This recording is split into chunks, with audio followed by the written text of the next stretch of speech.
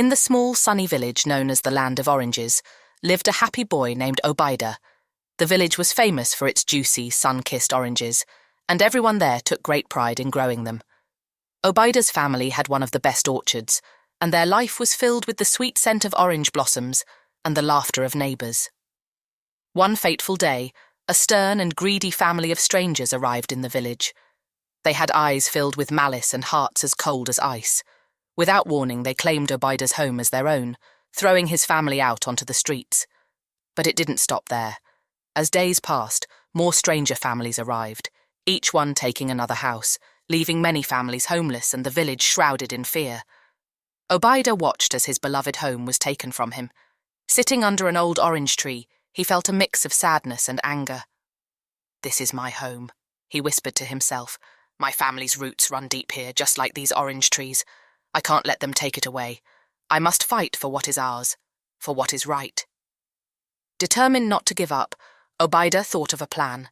The strangers might have force, but the villagers had something more powerful: unity and the magic of their land's oranges. Obaida decided to turn the oranges into weapons, a symbol of their strength and heritage. He gathered his friends and shared his plan. Together they collected the finest, ripest oranges from the orchards. As they worked, they felt a renewed sense of hope and purpose. The oranges, nurtured by their love and hard work, seemed to glow with a magical energy. As the sun began to set, casting a golden hue over the Land of Oranges, Obaida and his friends made their move.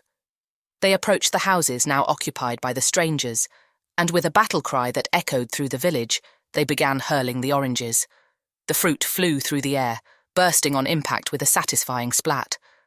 The strangers, caught off guard by the unexpected assault, stumbled out of the houses. The oranges were sticky and slippery, making it hard for them to stand or fight back. Their arrogance quickly turned to panic. The villagers, seeing the strangers' fear, joined Obaida and his friends, launching more oranges and shouting words of encouragement. "This is our home. We will not be driven away," Obaida shouted, his voice strong and unwavering. The scene was almost magical.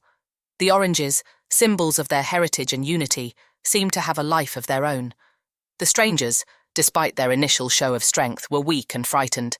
They slipped and fell, unable to withstand the determined spirit of the villagers. Obaida felt a surge of triumph. He looked around at his friends and neighbours, all fighting together. He knew that good could triumph over evil, that right would always find a way to prevail. As the strangers began to retreat, their fear evident, Obaida realised that the battle was not just for their homes, but for the very soul of their village. With the strangers on the run, the village of the Land of Oranges stood united, stronger than ever. Though the fight was not over, and challenges still lay ahead, Obaida knew they had found their strength, and with that strength they would continue to defend their home, their heritage, and their way of life. They thought the stranger is real, but it turned out that the stranger is not real.